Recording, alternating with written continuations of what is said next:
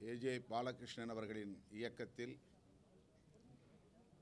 செம்பூர் ஜெயராஜ் அவர்களின் எழுத்தில் உருவாகியிருக்கும் திருக்குறள் என்னும் திரைப்படம்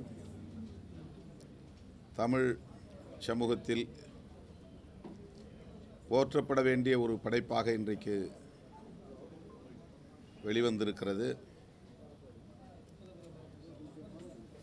திரைப்படங்கள் என்றாலே வணிக ரீதியில் வெற்றி பெற வேண்டும் என்று திட்டமிடுவது இயல்பானது. அதற்கேற்ப கதை அமைப்பு, காட்சி அமைப்பு போன்றவை உருவாக்கப்படும். அவ்வாறு இல்லாமல்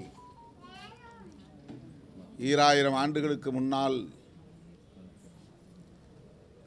தமிழ் சமூகம் எவ்வாறு வாழ்ந்தது என்பதை இன்றைய தலைமுறைக்கு எடுத்துக்காட்டக்கூடிய வகையில் ஐயன் திருவள்ளுவனின்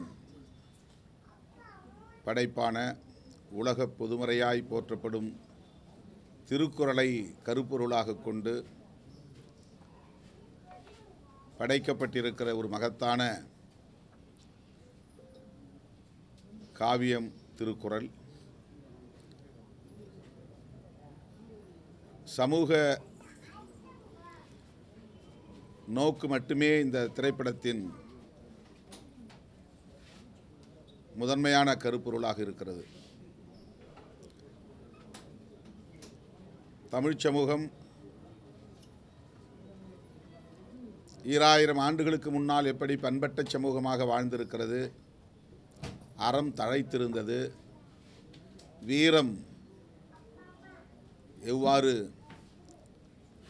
செறிவாக இருந்தது, குடும்ப வாழ்க்கை, இல்லற வாழ்க்கை என்பது எவ்வளவு இனிமையாக இருந்தது என்பதையெல்லாம் 2.25 மணி நேரம் திரைப்படமாக ஏஜே பாலகிருஷ்ணன் அவர்கள் படைத்து நமக்கு அருளியிருக்கிறார். இன்றைக்கும் ஐயன் திருவள்ளுவன் நமக்கு தேவைப்படுகிறார், திருக்குறள் நமக்கு தேவைப்படுகிறது. இந்த சமூகம் வழிதவறி போய்விடக்கூடாது, அறம் தழைத்த ஒரு சமூகமாகவே இது தன்னை நெறிப்படுத்திக் கொள்ள வேண்டும் என்கிற பொறுப்புணர்வோடு எடுக்கப்பட்ட ஒரு திரைப்படம் திருக்குறள். இதற்கு திருவள்ளுவர் என்று கூட பெயர் வைக்காமல் திருக்குறள் என்று பெயரிட்டிருப்பதிலேயே இயக்குனர் ஏஜே பாலகிருஷ்ணன் அவர்களின் பார்வை எவ்வளவு பொறுப்புள்ளதாக இருக்கிறது என்பதை உணர முடிகிறது. ஐயன் திருவள்ளுவன் 2000 ஆண்டுகளுக்கு முன்னால் தமிழர்களுக்காக மட்டுமின்றி ஒட்டுமொத்த மனித குலத்துக்கே, மானுட சமூகத்திற்கே வழங்கியிருக்கிற ஒரு அருட்கொடை திருக்குறள். 1330 குறள்களுக்கும் நாம் திரைப்படம் எடுக்க முடியும். ஆனால் அறத்துப்பாலிலிருந்து, பொருட்பாலிலிருந்து, இன்பத்துப்பாலிலிருந்து சில குறள்களை தேர்வு செய்து அந்த குறள்களின் பொருள்களை அடிப்படையாக கொண்டு திரைக்கதை அமைத்து எந்த சோர்வும் இல்லாமல் 2.25 மணி நேரம் அமர்ந்து திரைப்படத்தை பார்க்கக்கூடிய அளவுக்கு மிக வெற்றிகரமாக இதனை இயக்குனர் ஏஜே பாலகிருஷ்ணன் அவர்கள் படைத்திருக்கிறார். செம்பூர் ஜெயராஜ் அவர்களின் எழுத்து நல்ல தமிழ், ஐயன் திருவள்ளுவனின் தமிழ் இயல்பாக பேச முடியும் என்பதற்கான ஒரு அடையாளமாக, உரையாடலில் இயல்பாக அதை பயன்படுத்த முடியும் என்பதற்கு ஒரு அடையாளமாக அவருடைய எழுத்து இங்கே இந்த திரைப்படத்தில் சாட்சியமாக இருக்கிறது, அடையாளமாக இருக்கிறது.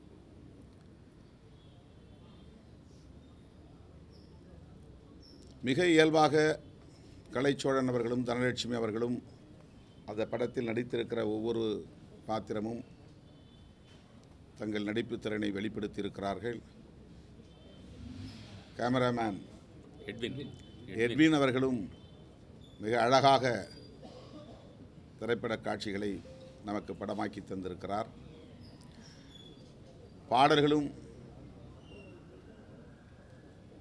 இசைஞானி இளையராஜா அவர்களின் இசையில் உயிர்ப்போடு இருக்கிறது. ஒட்டுமொத்த பின்னணி இசையே இசைஞானி இளையராஜா அவர்களால் படைக்கப்பட்டிருக்கிறது. இந்த திரைப்படத்திற்கான உயிர்ப்பை அவர் தந்திருக்கிறார் இசையின் மூலம். ஒவ்வொரு தமிழ் குடிமகனும் பார்க்க வேண்டிய திரைப்படம்.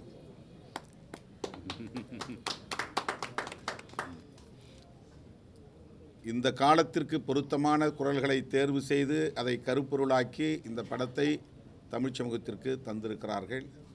எனவே இந்த திரைப்படத்தை மாண்புமிகு தமிழக முதல்வர் அவர்கள் பார்க்க வேண்டும் என்பது என்னுடைய விருப்பம்.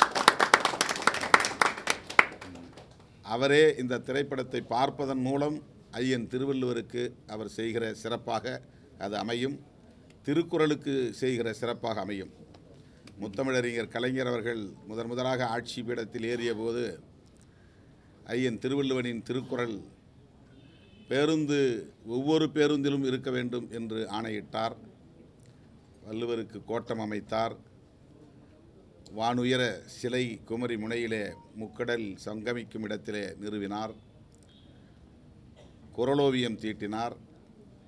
குறளுக்கு அவர் கொடுத்த முன்னுரிமை என்பது அளப்பரியது. திரைப்படத்தின் கடைசி காட்சி குமரி முனையில் வானுயர நிமிர்ந்து நிற்கும் ஐயன் திருவள்ளுவனின் சிலைதான். நம் நெஞ்சில் அப்படியே ஆழமாக பதியக்கூடிய வகையில் திருக்குறளின் முக்கியத்துவம் ஒவ்வொரு காட்சியிலும் பதிவாகி இருக்கிறது.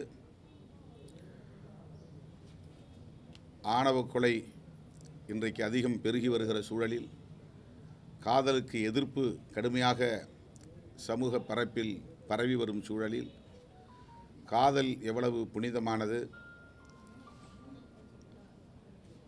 அதிலும் உடன்போக்கு எவ்வளவு முக்கியமானது. இன்றைக்கு காதலனும் காதலியும்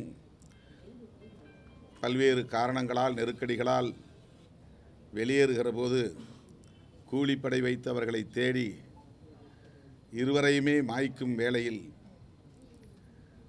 ஈடுபடுகிற அவலங்களை நாம் பார்க்கிறோம். இந்த காலச்சூழலில் ஐயன் திருவள்ளுவனின் வாதத்தை எடுத்து முன்வைக்கக்கூடிய ஒரு திரைப்படமாக காதல் போற்றுதலுக்குரியது. குடும்ப நெருக்கடியில் அவர்கள் இருவரும் இணைந்து வாழ முயற்சிக்கிற அந்த உடன்போக்கு என்பது நியாயமானது, அது அறம் சார்ந்தது என்கிற கருத்து இந்த திரைப்படத்திலே வலுவாக சொல்லப்பட்டிருக்கிறது. கல்லுண்ணாமை என்கிற அதிகாரம் திருக்குறளிலே உண்டு. கல்லு விற்பதற்கு தடை விதிக்க வேண்டும் என்று ஐயன் திருவள்ளுவர் மன்னனுக்கு அறிவுரை சொல்லுகிற காட்சி இந்த திரைப்படத்திலே இருக்கிறது. அன்றைக்கு 2000 ஆண்டுகளுக்கு முன்னால் மது உற்பத்தி, மது வியாபாரம் என்பது இல்லாத காலத்தில் தென்னை மரங்களிலிருந்தும் பனை மரங்களிலிருந்தும் இறக்கப்படுகிற கல் பல வகையிலும் உடல்நலத்திற்கு மட்டுமின்றி சமூக நலத்திற்கும் பாதிப்பை ஏற்படுத்தக்கூடியவையாக இருந்ததை சுட்டிக்காட்டி கல்லுண்ணாமையை வலியுறுத்தக்கூடிய காட்சி பதிவுகளும் இதிலே இடம்பெற்றிருக்கின்றன. அறம் பிழைப்பவர்கள், குற்றம் செய்யக்கூடியவர்கள் யாராயிருந்தாலும் அவர்கள் கடுமையாக தண்டிக்கப்பட வேண்டும் என்கிற கருத்தை மையமாக கொண்டு கழுவில் ஏற்றுகிற காட்சி. அது வள்ளுவனே இவனை தண்டிக்க வேண்டும், கழுவேற்ற வேண்டும் என்று சொல்லுகிற காட்சி.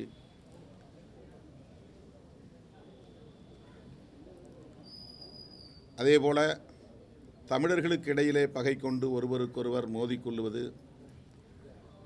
தமிழ் சமூகம் பாழ்பட்டு போகும் என்று ஐயன் திருவள்ளுவன் கவலைப்படுவது, அதற்காக முன்னின்று அரசர்களுக்கு அறிவுரை வழங்குவது போன்ற இந்த காட்சி அமைப்புகள் எல்லாம் நமக்கு பல புதிய தகவல்களை தருகிறது. வெறும் புலவனாக இருந்து பாடல் எழுதக்கூடிய ஒரு பேரறிவாளனாக மட்டும் ஐயன் திருவள்ளுவன் வாழவில்லை. சமூகத்தில் நிலவுகிற அவலங்களை போக்க வேண்டும், பகைமையை ஒழிக்க வேண்டும், அன்பை பரப்ப வேண்டும், காதலை போற்ற வேண்டும் என்கிற பொறுப்புணர்வோடு வாழ்ந்த ஒரு பேரறிவாளன் ஐயன் திருவள்ளுவன் என்பதை இந்த திரைப்படம் நமக்கு படிப்பிக்கிறது, போதிக்கிறது. ஆகவே அறத்தின் மீது நம்பிக்கை உள்ளவர்கள், காதலை போற்றக்கூடியவர்கள், சமூக நலத்தில் ஈடுபாடு உள்ளவர்கள், பகைமை கூடாது சகோதரத்துவம் மேலோங்க வேண்டும் என்று விரும்பக்கூடியவர்கள் அனைவரும் போற்ற வேண்டிய ஒரு திரைப்படம் திருக்குறள். இந்த காலச்சூழலில் இப்படி ஒரு முயற்சியை மேற்கொண்ட இயக்குனர் ஏஜே பாலகிருஷ்ணன் அவர்களையும் அவரோடு இணைந்து பணியாற்றிய இந்த படக்குழுவினர் அனைவரையும் நான் நெஞ்சார பாராட்டுகிறேன். இவர்களுக்கு செய்யக்கூடிய பேருதவி, இந்த படம் வெற்றி பெற வேண்டும், இந்த படத்திற்காக செலவு செய்த தொகை மீளப்பெற வேண்டும் என்பதையெல்லாம் தாண்டி இவர்கள் செய்திருக்கிற செயல் அளப்பரிய செயல் என்பதை அங்கீகரிக்கக்கூடிய வகையில் மாண்புமிகு முதல்வர் அவர்கள் இந்த திரைப்படத்தை பார்க்க வேண்டும் என்று மீண்டும் ஒரு முறை என்னுடைய வேண்டுகோளாக வைக்கிறேன். நன்றி.